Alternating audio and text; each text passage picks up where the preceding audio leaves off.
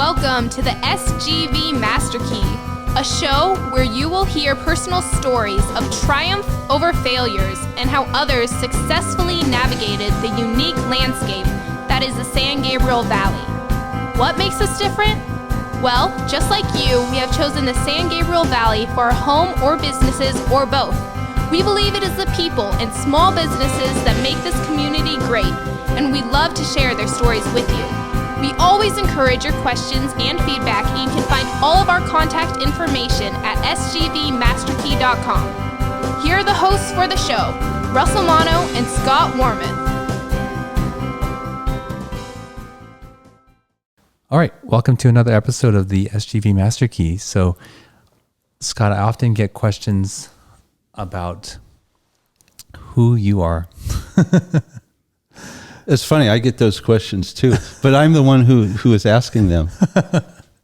So, well, because we have the show, right? And your advertisement is on the show, and so obviously the people who know you know, but other people are like, oh, well, who's Scott? So this is part one of getting to know you, and the listeners can have a chance to know who you are and know your background.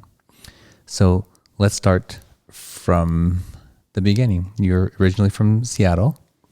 Yeah, born in Portland, born in Oregon City, Oregon. Grew up in Seattle from probably age 2 or so. So yeah, Seattle is definitely what has formed me.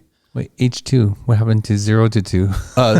Oregon City, Oregon. Oregon City, okay. Where I was born. Okay. And then my family moved to Seattle. And you have brothers and sisters? One brother who's older than me by 1 year, and 3 younger sisters. So family of 5 kids. Do you remember a lot about that age growing up? Oh yeah, yes, because my growing up, in Seattle and in my family and just the things I experienced, they're very important to me. Very, very strong memories of growing up in a family of as I said, 5 kids, and Seattle was very important to me. So I have very good memories of my childhood, and I don't know how far back I go. I can remember President Kennedy being elected, and I would have been 4 or 5 years old. I would have been 5 at the time. I can remember a few things before that, but I definitely clearly remember the election of the president, because that was very important in my family. We were a Catholic family, and he was the first Catholic president. Uh-huh. I see. And my father was very active in his campaign, and so it meant a lot to a family like ours, which was a Catholic, democratic family. That's interesting that the first memory, 4 or 5, is about that. It's not really the first memory, but it's a strong memory. What other activities did you do as a kid? You mean at like that age? Mm-hmm. It was family. I just remember our home at that time in a suburb of Seattle called Bothell. And, I just remember our home and playing in the backyard and riding bicycles and, building airplanes that, I actually thought would fly, in the backyard. We would, hammer a few boards together and call it an airplane. And I was certain, because my grandfather, who was visiting one time, he assured us that we were going to be able to fly. In the airplanes that you were building. That's right. He said that we would, yes, as soon as we were finished with it, he would help launch it, Were your grandparents around a lot in your life? Well, that was my father's father, so my paternal grandfather. And so we lived in Seattle. My whole family lived in Oregon, Portland area. So we were in Seattle. We were the only ones that were not in the Portland area. So we were kind of distant. And I would see my father's parents, my paternal grandparents, maybe a couple of times a year. We might go down to Portland, or they might come up to Seattle.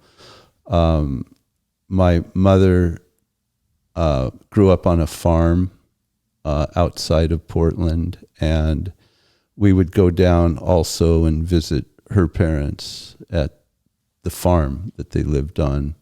But they moved to Florida when I was about 11. Your grandparents did? My maternal grandparents did.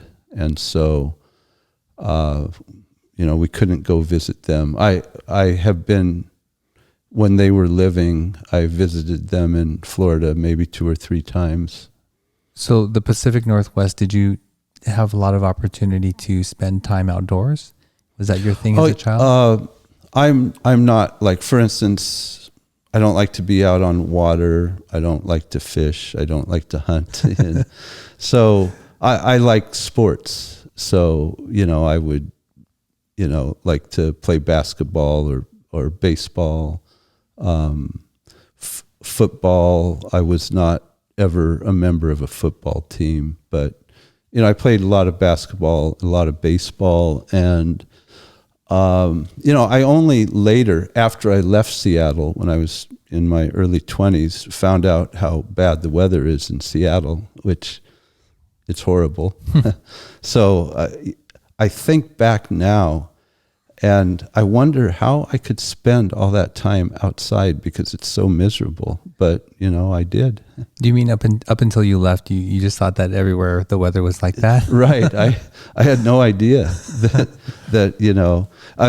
so everybody, the sort of theme in Seattle is, it rains a lot, or it's gray, and it's, kind of miserable.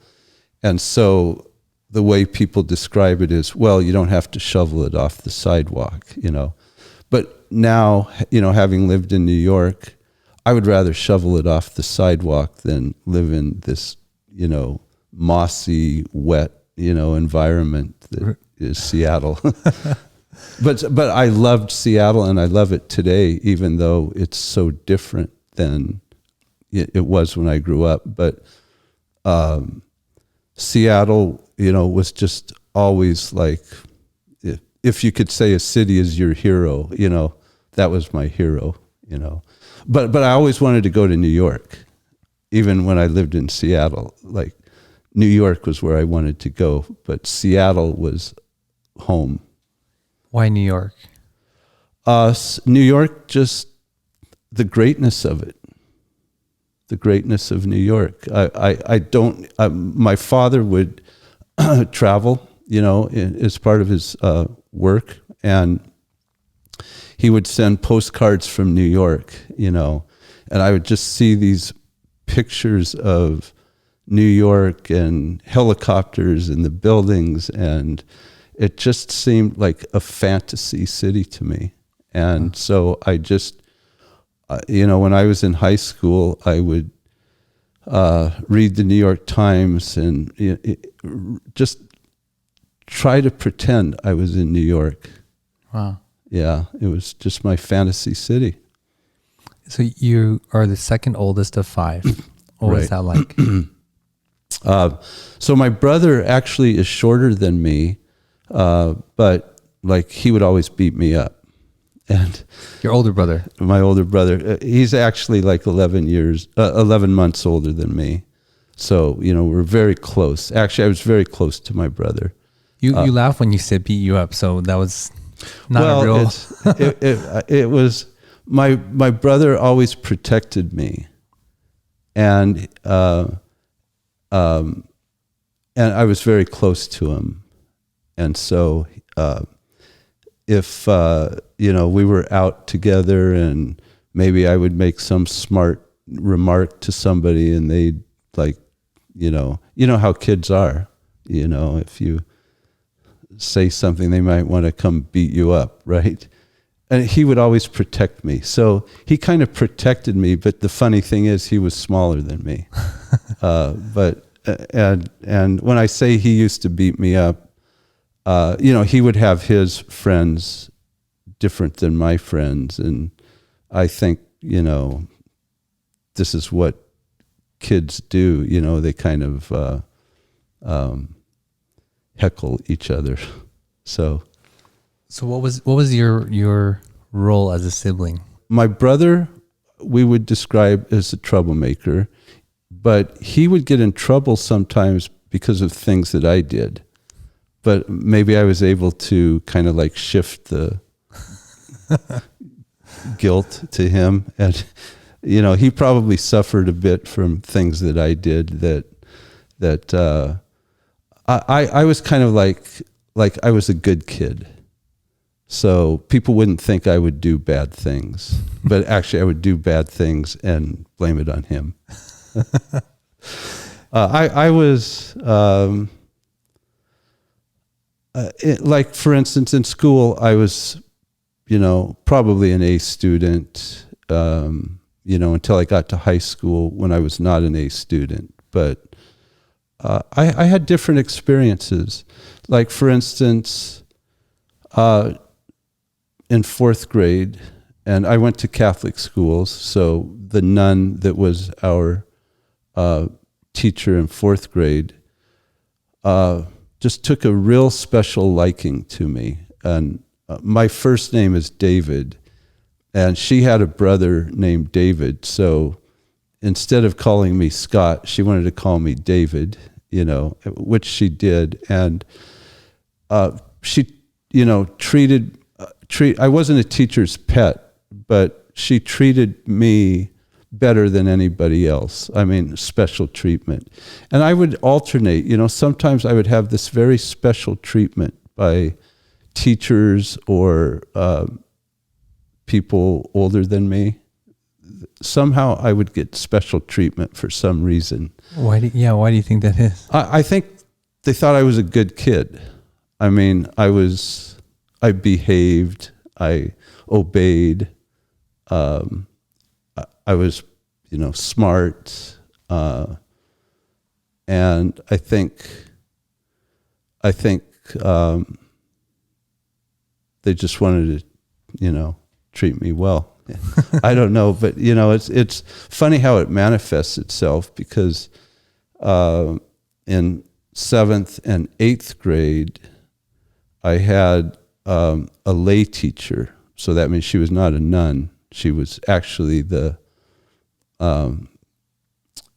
mother of not one of the students in our school, but of one of the other parish schools. But she was a teacher that I had in 7th and 8th grade, when in 7th and 8th grade, we no longer had just one teacher during the day. We would have 2 or 3 teachers alternating throughout, teaching different subjects. And she treated me very special. And I think she recognized, that there was some kind of talent in me to be something more than like just an average student. But the way it showed, and this sounds strange, but she would always punish me. Yeah, that is strange. Very strange, yeah. I don't understand. Well, I mean, the psychology of it, can be kind of strange. She expected more from you because she believed in you more, and so she felt like she was going to punish you? I would say, yeah. She expected more, and if I didn't deliver, she would punish me more. What does that look like in a Catholic school? It seemed, well, so I was hit. Hit? I was hit. Wow. Yeah. Yeah, it was, I mean, Can't do that anymore, but it was not uncommon. with a stick or with a hand? With a hand. Yeah. To the hand? Could be to the face. To the face. Wow. Right. Yeah. Yeah. Wow. Yeah. It's funny. Yeah, these things happened. I mean, but the two people in that class that she liked the most, I was one of them, and the other one was a friend of mine. And we decided one year in 7th grade, we would have a contest to see who got hit the most. What? Yeah. So, Teacher likes me more. Look at my cheek. well, yeah. I mean, I don't know how it's affected me. I mean, I don't think it affected me, but who knows? But believe me, and she had a big ring too. That's bizarre. That's really bizarre. Yeah, Scott. right. Yeah. Because that's okay. I mean, you sort of know my family history, but the idea that love and hurting someone can coexist is not a healthy thing, I think.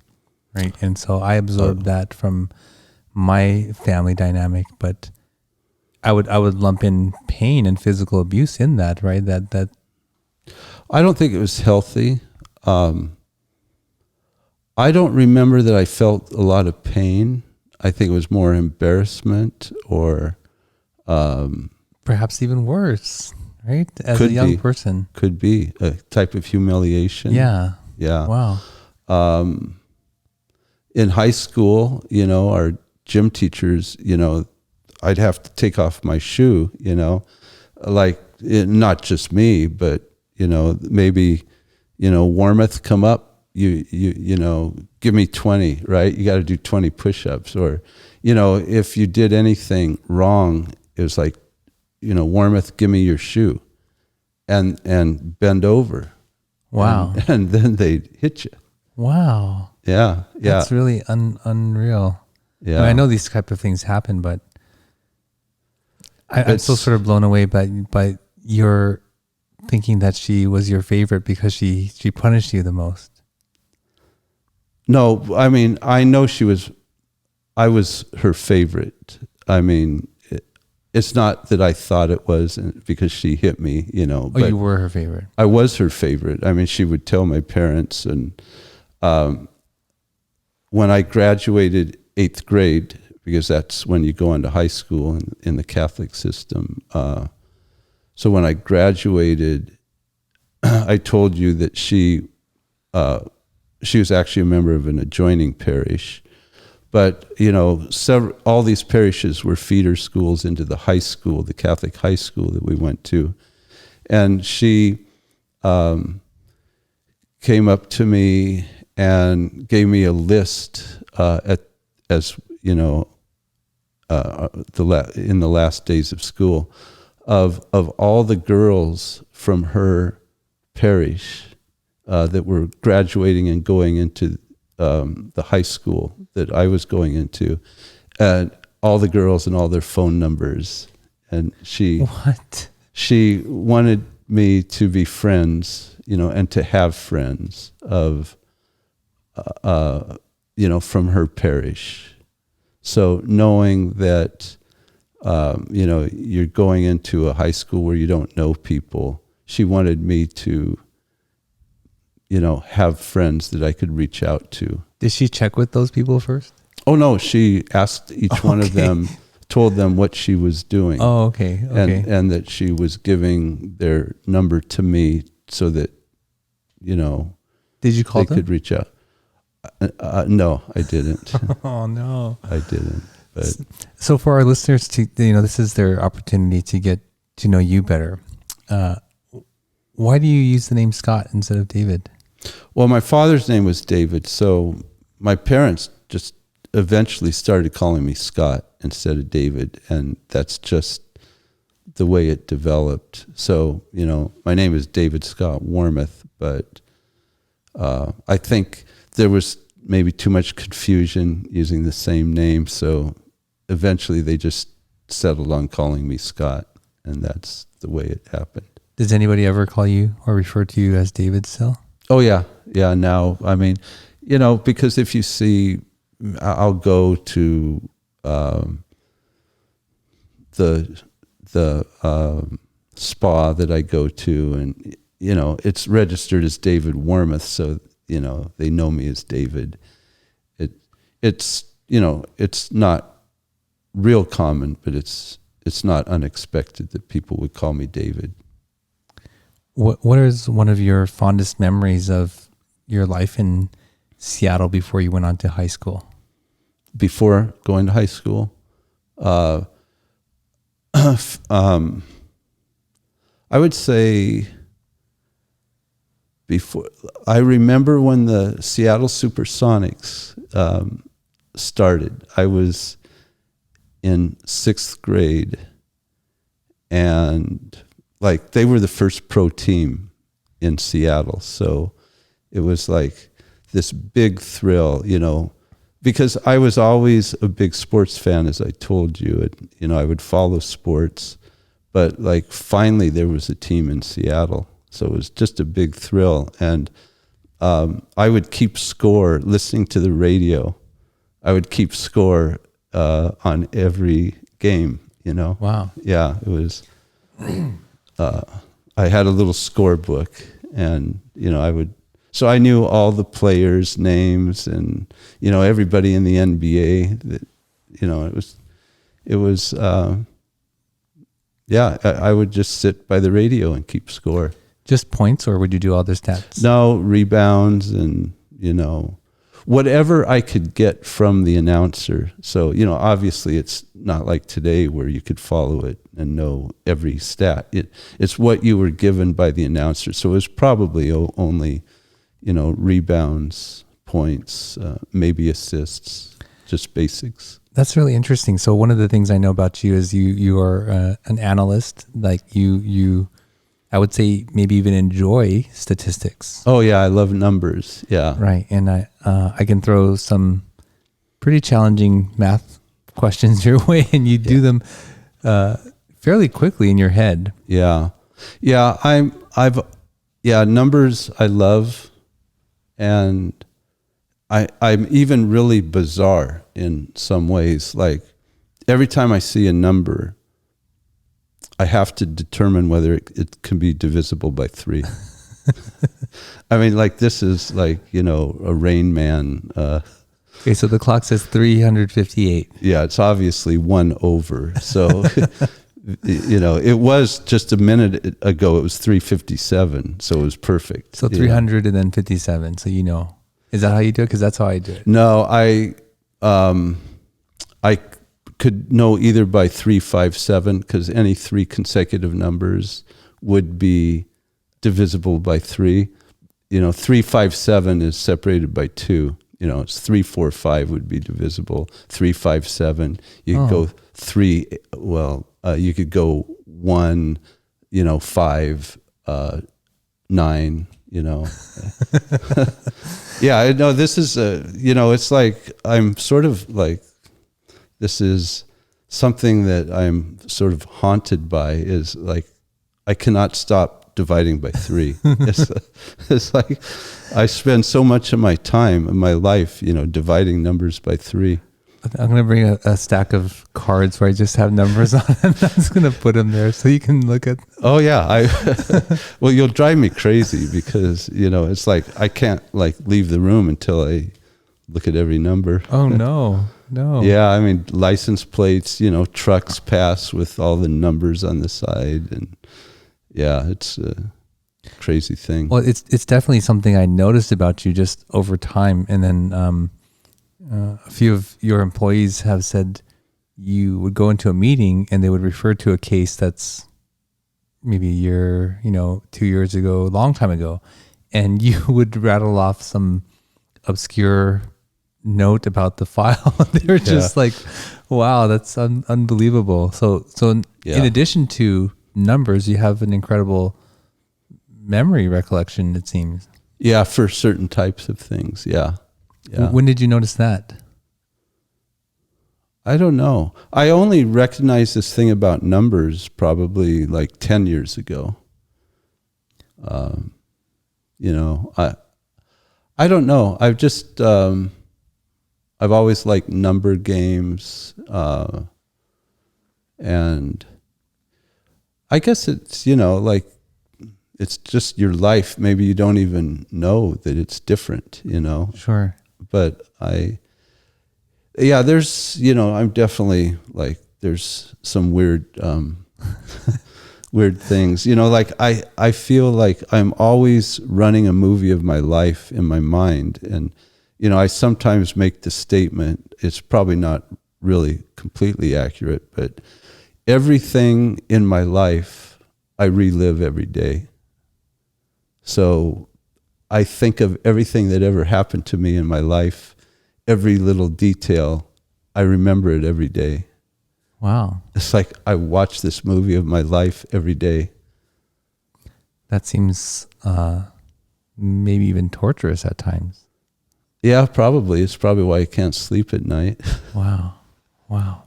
Yeah. Okay, so we can go into that. This is the weird stuff. So maybe, but this is you, right? So this It's just me. Yeah. So you're growing up in Seattle.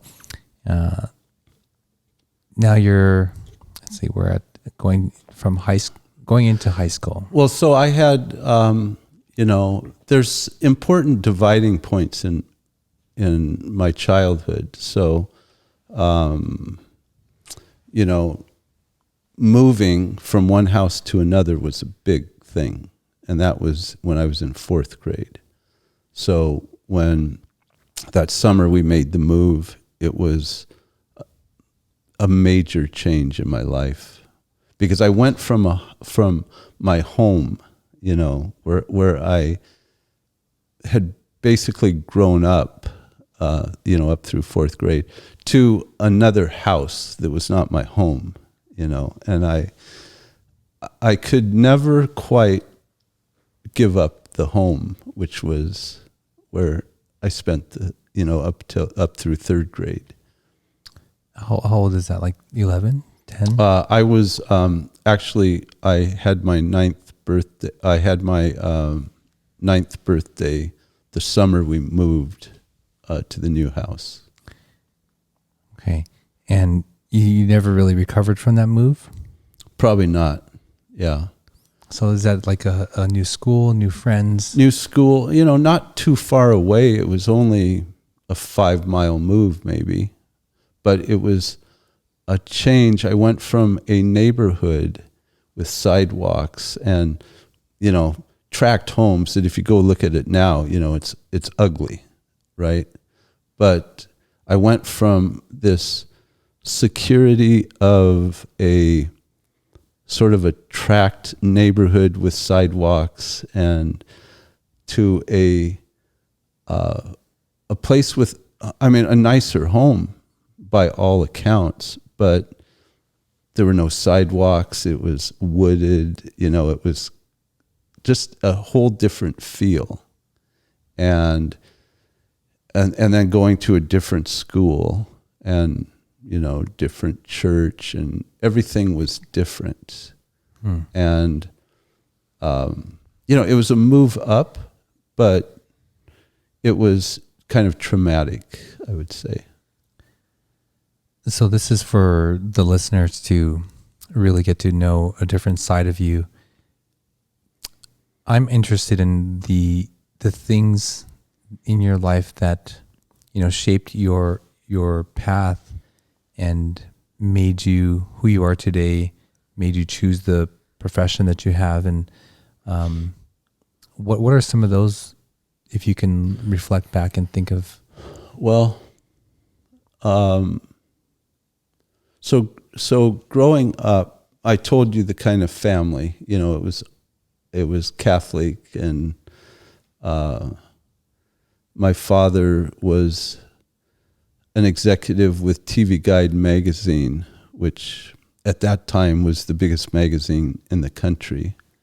And he was always like I would say, a hero to me, because what he did is what I wanted to do. And so that was very influential, and what changed in ninth grade was that he left TV Guide magazine to start a company that eventually failed. But it was a complete sort of change in our life, because we went from, he would go to work, in a building in downtown Seattle, and it was like really cool for someone like me to, go downtown and see all these people. And, it was like just a thrill, I guess. And then he started a company, and he was ahead of his time. And the company that he started was when cable TV was just starting. So he took this idea of TV Guide, which was a magazine that people would buy to see what's on TV at a particular time, and he put it on cable TV. So you would turn to a channel, and it would show what's showing on all the other channels. So it was Cable Guide is what he called it. I'm familiar with using TV Guide at that time. Yeah. It would have a distinct look, that particular page, and you can see broken down by half hour, I think. Yeah, right? sure. And that format, I think, is still used today on a lot of cable. Well, he started that, but he was just a little too early, and the company lasted about 2 or 3 years, but it was just a little too early, and it couldn't make it financially. So you remember that, and what was the impact on your family? Oh, we went from a middle class, or even, I wouldn't say we were upper middle class, but we were middle class, but very comfortable. And he had this wonderful job, and we went to, high school. Food stamps.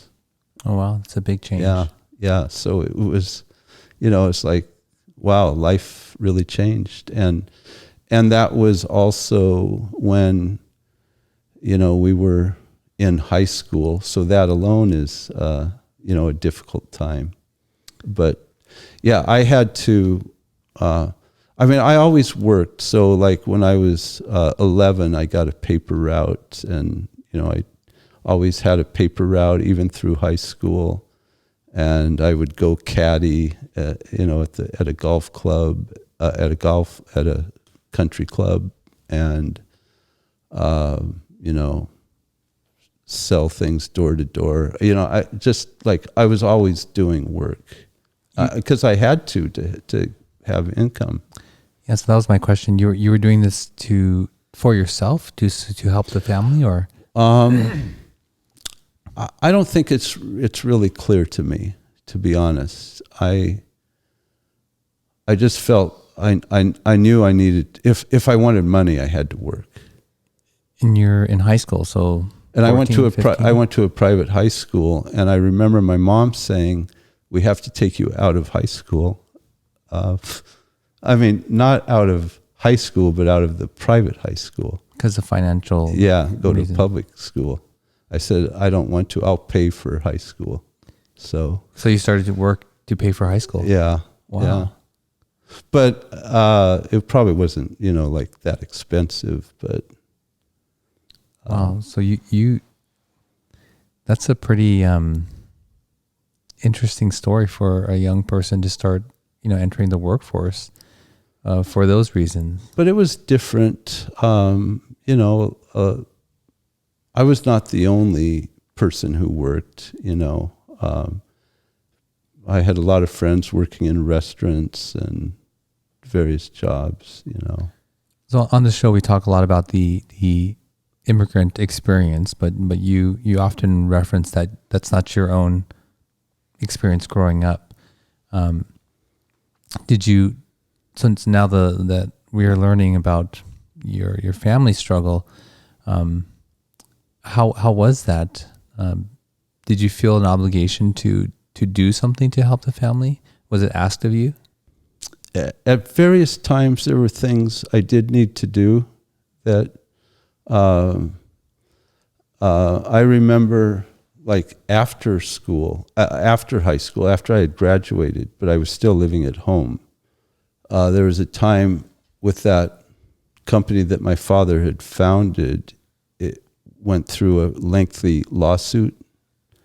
And so I had to kind of help out in terms of like running my father's new business, which was a newspaper, to help him monthly, put together the newspaper. I felt there was a sort of obligation to do something. Yeah. Were your other siblings working at that time too, or your older brother? My older brother, as I said, he was kind of known as a troublemaker, and I don't want to give the wrong impression. He actually is a very decent, wonderful human being, and always was a nice person, but he sometimes wasn't able to maybe stay as focused as I was on doing things. So, he probably would not have been as relied upon as I was, I think. Okay, so that part of your personality was present pretty early on. Yeah, I think so. I mean, for instance, when I was 11 or 12 and had a paper route, and my brother had a paper route as well, but the way the newspapers were distributed to the paper boys is at a shack, and so there would be maybe they would deliver enough papers for 5 different routes or 10 different routes to this shack, and so they had to have a shack manager. And so both my brother and I were paper boys, but I was selected to be the shack manager by the district manager, or whatever he was. So, that kind of thing. I maybe was put in a position where they might have expected me to perform, where they could rely on me. So other people saw this in you too. Well, yeah, I think that's what like why I was treated special by teachers. So what would you get in trouble for? In school? Yeah.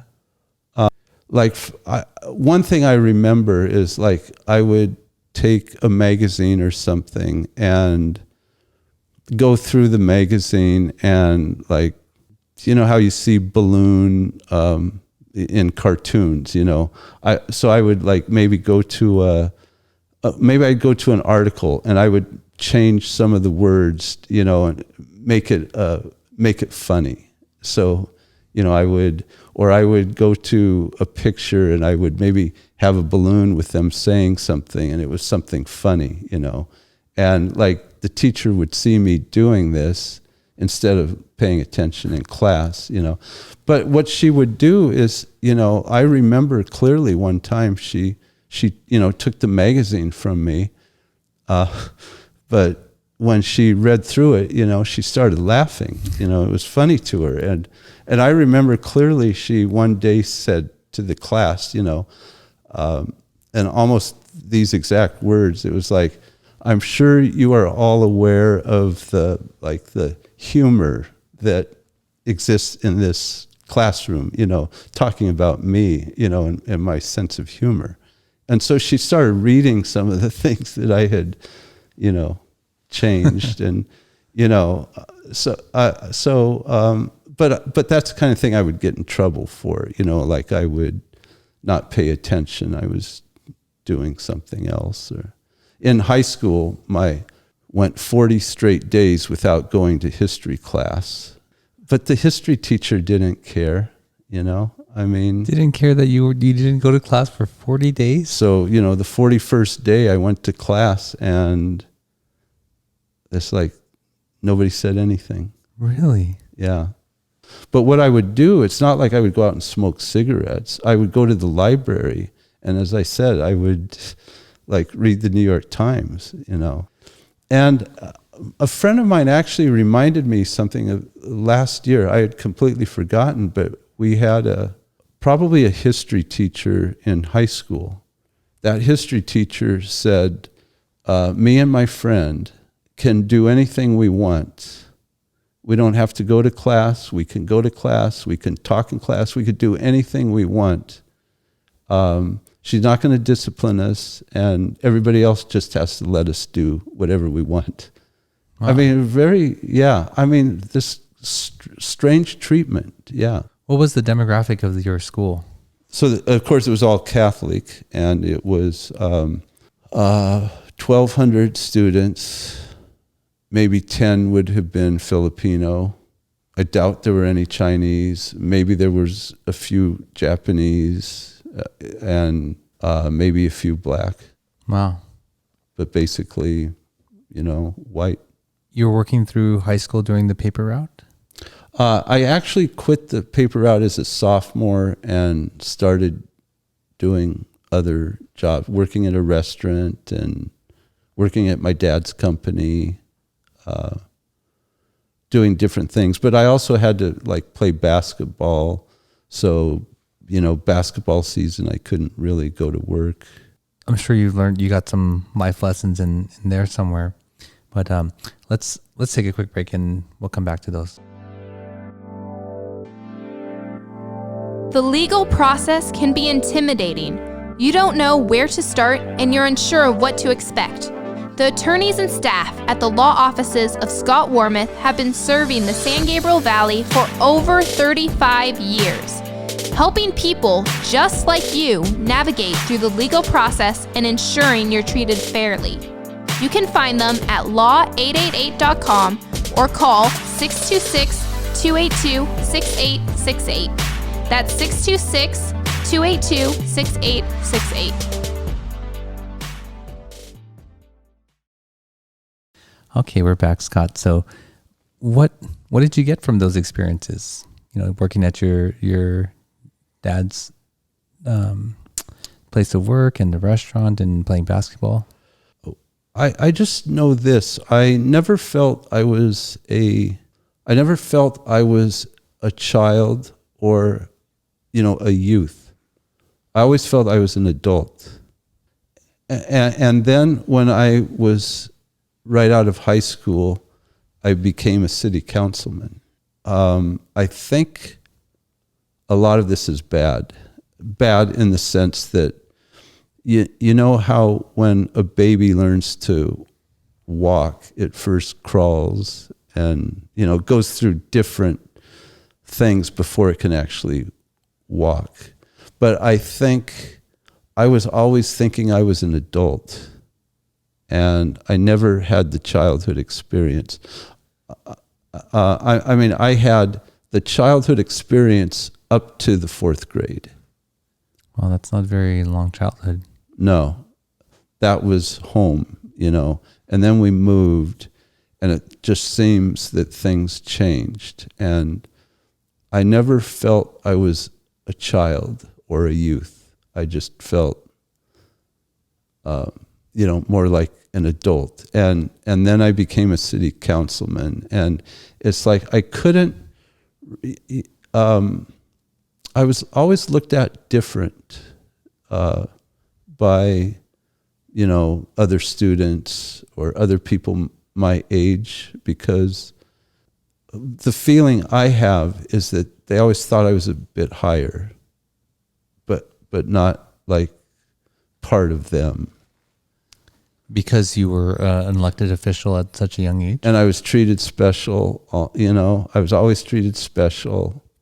I was then an elected city official, and I was known for being, I hate to say this because it sounds like I'm bragging or something. I was always known to be successful. That was kind of a burden. Well, your analogy of the baby and walking seems to suggest that there's a negative effect from that. Probably. I don't think I developed I think of myself today, I think of myself as either like 13 years old, or maybe sometimes I think I'm as old as like 21. Wow. I think that's where I am in my sort of emotional life. Would it be accurate to say that it's important for everyone to experience all that childhood and adolescence has, including, being a young adult and doing all those things? Yeah, I think you have to go through the proper phases, On the other hand, I look at my life and I think I also think of myself as very lucky. And like, I have had like an incredible, like rich life that I don't think very many people get to experience. And I'm really grateful for that. So, it's like a bit of a inconsistency or a conflict or a dichotomy that, on the one hand, I think I wished I had been like what you might call a normal, kid. But on the other hand, the life I've lived has been, this incredible experience. Touched briefly on being a elected official at a very young age. Can you talk a little bit more about that? Again, that was my father's influence, that I felt inside of me, not an outside pressure.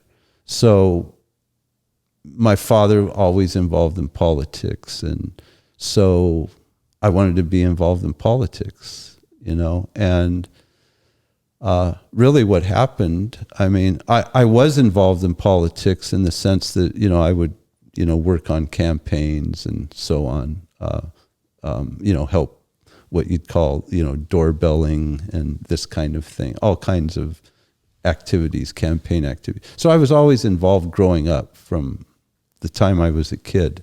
That was what my father was doing, and I was, working with him on that kind of thing. And so I was 17 years old, just graduated from high school and working as a reporter at a local newspaper. And I was always trying to think, like, what can I do to make myself better, more successful, more, I always thinking in these terms, never thinking in terms of like, I'm just still a kid, I was thinking like, how am I going to own, General Motors by the time I'm 30, or this type of thing. Always planning, always trying to do more. And it was very clear one day I was at lunch, from my job. I was, sitting in a park in Bothell and eating lunch. And then I said, you know what? I should be a city councilman. It was like, I remember that very moment. And so I went and registered to be a city council, to run in the election. And I ran and I won. So, it was like the first time I voted, my name was on the ballot, and it was on the ballot in two places because there's something called the precinct committeeman. And so I was the precinct committeeman for my precinct, and then I was a city councilman. So I actually voted for myself twice. The first time I ever voted. Wow. Yeah. So, I was, but it was because I wanted to be like my father. When you describe your thoughts of pursuing greater things and growing like that, it's clear to see how that has afforded you the life that you've experienced, but it's also clear to see that you didn't have a 17-year-old's thought life of, when am I going to hang out with my friends next? And what party am I going to go to? But I always wanted to. Yeah, that seems to dominate a person's thoughts at that age. I wanted to be, I wanted to just go to college, right out of high school. But instead, this is what I wanted to do, that was a big part of me. I just wanted to go to college and just be like everyone else, But what I said to myself was, I never have to go to college. I'll never go to college. I'll never have to go to college. I'll make it on my own. I'll do whatever, So. Wow. Yeah. Well, for the listeners, this is a little insight into who Scott is, and we're going to get more into that in another episode. But thank you for joining us on this journey, and I think it's important to know, who the hosts are and what their story and background is, and why you're doing this and why you do what you do. So, thank you for checking out this show. Thank you for listening, and we're going to bring you some more on Scott, and we'll catch up on the point of your journey. So we're up to getting elected, and then we'll find out more what happens next. Yeah, thank you. So, okay. Thanks for checking out another episode of the SGV Master Key. You can find the full back catalog of the SGV Master Key at sgvmasterkey.com and wherever you get your podcasts. This show was produced and edited by Russell Mono and Victoria Allers of Kind Monster Productions. Thanks again for listening or watching. We'll see you again real soon in the next episode. Nice mother. No, kind mother.